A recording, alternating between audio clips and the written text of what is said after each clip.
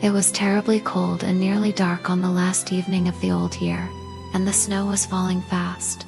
In the cold and the darkness, a poor little girl, with bare head and naked feet, roamed through the streets. It is true she had on a pair of slippers when she left home, but they were not of much use.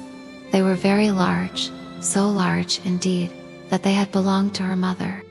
The little girl carried a quantity of matches in an old apron, and she held a bundle of them in her hand.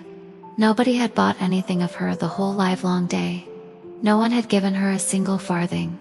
She crept along trembling with cold and hunger, a very picture of sorrow, the poor little thing. She sat down there in the corner, formed by two houses, and she was so cold, she did not dare go home, for she had sold no matches and could not bring a farthing of money, and her father would certainly beat her. Besides, it was almost as cold at home as here.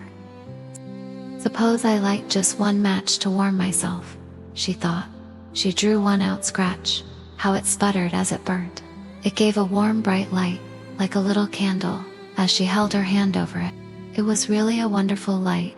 It seemed to the little girl as if she were sitting before a large brass stove, with a lovely fire burning in it. She stretched out her feet to warm them, but the flame went out, the stove vanished, and she had only the remains of the half-burnt match in her hand. She rubbed another match on the wall. It burned brightly, and where the light fell on the wall, it became transparent like a veil, and she could see into the room. On the table was spread a snow-white cloth. On it stood splendid porcelain dishes, and a roast goose stuffed with apples and dried plums.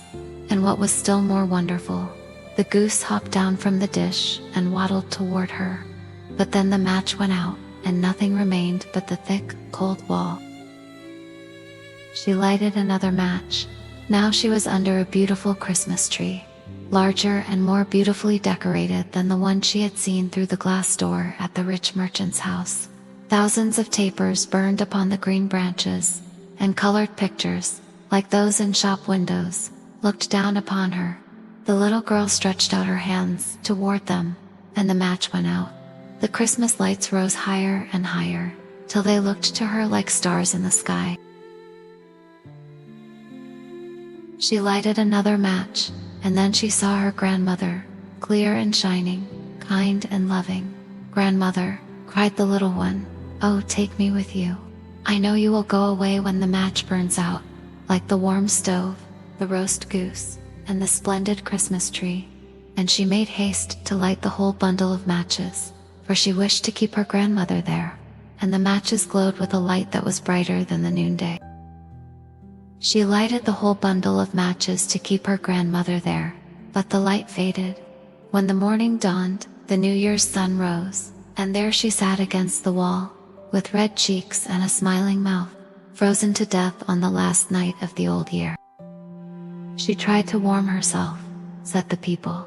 No one imagined what beautiful things she had seen, nor into what glory she had entered with her grandmother on New Year's Day.